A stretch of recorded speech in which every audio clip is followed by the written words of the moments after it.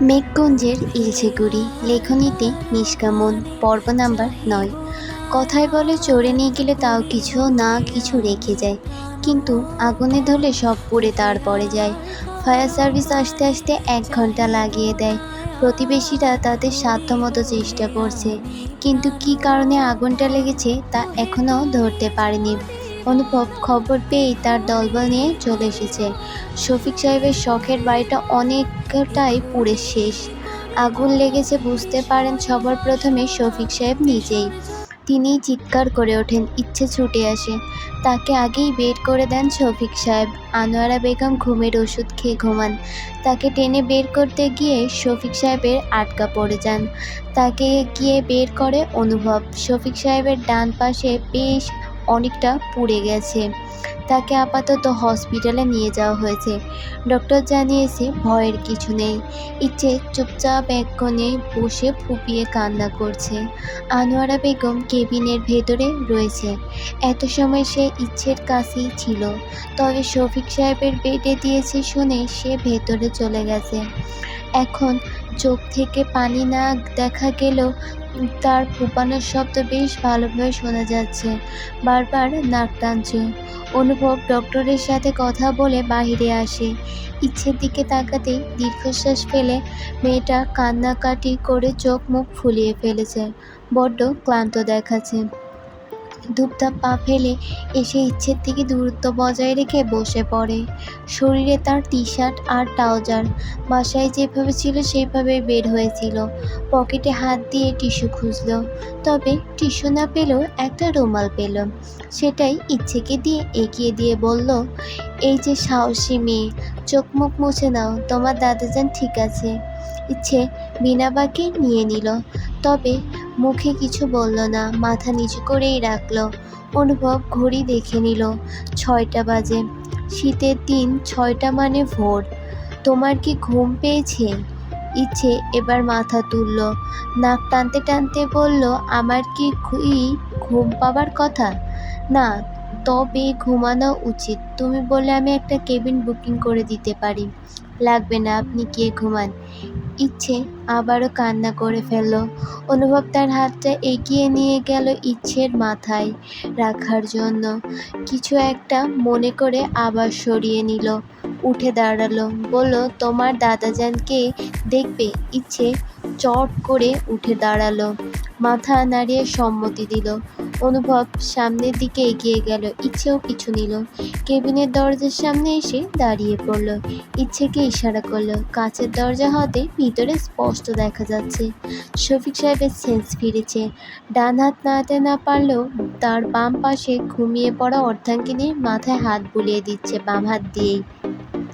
মুখে কিছু একটা বিড়বিড় করে বলছে। আনোয়ারা বেগমের ঘুম পাতলা ছিল। কয়েকবার মাথায় হাত রাখতেই ঘুম ভেঙে গেল। ফুপিয়ে কেঁদে উঠলেন। শফিক সাহেব তাকে সান্ত্বনা দিতে দিতে আধো আধো কণ্ঠে ধীরে ধীরে বললেন, কাঁদছো কেন গিন্নি? আমি ঠিক আছি তো। আমি অনেক ভয় পাইয়া গেছিলাম, মনে হচ্ছিল আর বোধ হয় তোমার লগে থাকা হইব না। শফিক সাহেব মুচকি হাসার চেষ্টা করল। তোমাকে ফেলে আমি কোথায় যাব বিবিজান? কোথাও যাবে না। মরণ হইলে একলগে মরুম। এখন আর কথা বইল না, ডক্টর নিষেধ কইরা গেছে। শফিক সাহেব শুধু মাথা নাড়িয়ে স্ত্রী আবার বেডে মাথায় রাখতে ইশারা করল। আনোয়ারা বেগম তাই করলেন। এই দৃশ্য কাছের বাইরে দাঁড়িয়ে থাকা তরুণ তরুণী দেখল। ইচ্ছে এখন মিটিমিটি হাঁটছে। অনুভব তা দেখে ভ্রু কচকালো। হাঁটছ কেন? দেখছেন আমার দাদাজান আর দাদিজানের মধ্যে কত মহব্বত। অনুভব এবার মুচকে এসে বলল, এটা তো সবাই জানে। তাদের দুজনকে একসাথে দেখলে আমার বড্ড শান্তি লাগে। ইস, আমিও যদি দাদাজানের মতো একটা জামাই পেতাম, জীবন আমার ধন্য হয়ে যেত। বয়স কত তোমার? কেন? প্রশ্ন নয়, উত্তর করতে বলেছি। 19, যদিও সার্টিফিকেটে 1 বছর কমানো আছে। আপনার? কাগজে কলমে 25, তবে আসল 27। বলেই অনুভব উল্টো দিকে হাঁটা ধরল। আবারও গিয়ে বসে পড়ল। ইচ্ছেও তার পিছু নিল। যেতে যেতে সন্দেহ চোখে তাকিয়ে বলল, আপনার বয়স 30-এর কম? কেন, বিশ্বাস হয় না? ইচ্ছে মাথা নাড়িয়ে না বোঝালো। অনুভব কিছু একটা ভেবে বলল, আসলে আমি 2 ক্লাস গ্যাপ দিয়ে উপরে উঠেছিলাম। 3-4 না পড়ে 5-এ ভর্তি হয়েছিলাম। আর সার্টিফিকেটে বয়স কম বাবা দিয়েছিল। ইচ্ছে হঠাৎ প্রসঙ্গ পাল্টে বলল, আপনি আমাকে নর্মাল করতে এত কথা বলছেন তাই না? অন্য সময় তো বোমা মেরেও আপনার মুখ থেকে কথা বের করা যায় না। অনুভব সে কথার উত্তর না দিয়ে বলল, এটা তোমার জামাই নিয়ে ভাবার বয়স না, পড়াশোনা করার বয়স। ভালো করে পড়ো, নইলে রেজাল্ট খারাপ হবে। ইচ্ছে হতাশার সুরে বলল, জামাই নিয়ে সংসার করার বয়সে পড়াশোনা করলে রেজাল্ট তো খারাপ হবেই। এখনকার মেয়েদের মাথায় কি শুধু এসবই চলে? সবার জানি না, তবে আমার চলে। অনুভব আর কথা বাড়ালো না। বড্ড ক্লান্ত লাগছে, ঠান্ডা ঠান্ডাও লাগছে। একটু চা হলে ভালো হতো। ক্লিনিকের নিচে চা বা কফি পাওয়া যাবে। উঠে দাঁড়ালো, সোজা নিচে গিয়ে 2 কাপ কফি নিয়ে আসলো। একটা ইচ্ছেকে দিল, অপরটা নিচে চুমুক দিল। ইচ্ছে খেতে খেতে বলল, আপনি কিন্তু অতটাও খারাপ নন। হঠাৎ ভালো কেমনে হয়ে গেলাম? এই যে রিস্ক নিয়ে দাদাজানকে বের করে আনলেন, এর জন্য আপনাকে অনেক ধন্যবাদ। এভাবে ধন্যবাদ? তো এখন কি আপনাকে বিয়ে করে ধন্যবাদ দিতে হবে? অনুভব বিরক্ত হয়ে উঠে দাঁড়ালো। যেতে যেতে বলল, তুমি বড্ড বেশি অপ্রয়োজনীয় কথা বলো মেয়ে। অনুভব চলে যেতেই ইচ্ছে মিটিমিটি হাসল। এমপি মহাশয়ের জ্বালাতে ইদানিং তার বেশ ভালোই লাগছে। হঠাৎ দাদাজানের কথা মাথায় আসাতে আবারও মনটা খারাপ হয়ে গেল। ওহি ইচ্ছেদের খবর শুনে রাতেই বায়না ধরেছিল আসার জন্য, কিন্তু অনুভব তাকে নিয়ে যায়নি। কান্না করেও ভাইয়ের মন গলাতে পারেনি। তার এক কথা, সেখানে গিয়ে তুই কি করবি? তোর ইচ্ছেকে আমি দেখে রাখবো। তারপর ওহি কিছু বলতে পারেনি। সারা রাত ঘুম হয়নি তার। একটু পরপর অনুভবকে ফোন দিয়ে খোঁজ খবর নিয়েছে। তখনই জেনে নিয়েছিল কোন হসপিটালের কত নাম্বার বেডে রয়েছে। সকাল হতেই বেরিয়ে পড়েছে। উদ্দেশ্য হসপিটাল। তানিয়া বেগমের শরীরটা অতটা ভালো না, নইলে তাকে নিয়ে যেতেন। বাড়িতে আপাতত আর কেউ নেই। এখান থেকে অটো করে হসপিটাল যেতে 1.5 ঘন্টা সময় লাগবে। এদিক ওদিক তাকিয়ে অটো খুঁজছে। হাতে টিফিন বক্স, সবার জন্য খাবার নিয়েছে। খাবারটা আকলিমা বেগম সাজিয়ে একটা ব্যাগে তুলে দিয়েছেন।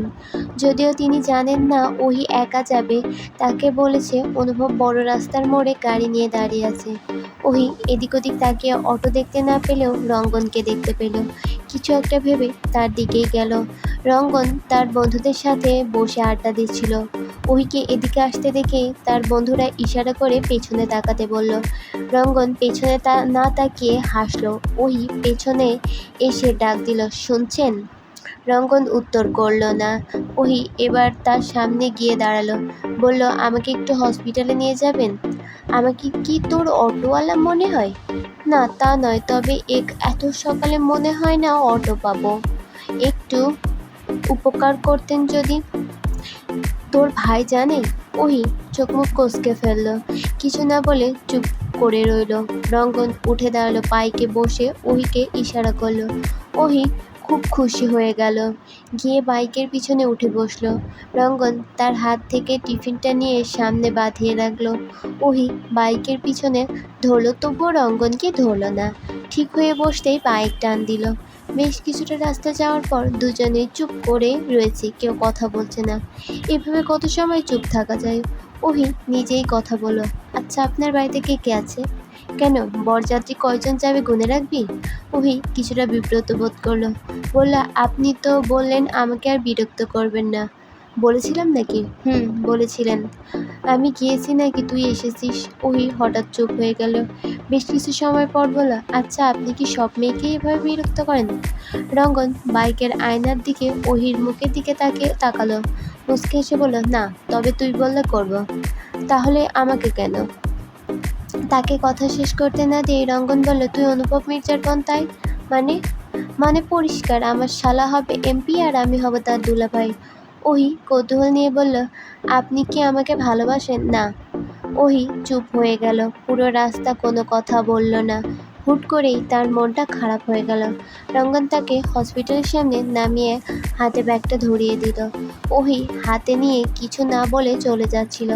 তখনই রঙ্গন পিছু ডাকলো, তবে কাউকে ভালো লাগা থেকে ভালোবাসায় পরিণত হতে বোধহয় খুব বেশি দেরি নেই, বলেই বাইক টান দিয়ে নিয়ে চলে গেল। ওহি কেমন রিয়াক্ট করবে বুঝলো না, শুধু চেয়ে রইল সেদিকে। বিড়বিড় করে কিছু একটা বলে ভেতরে পা বাড়ালো।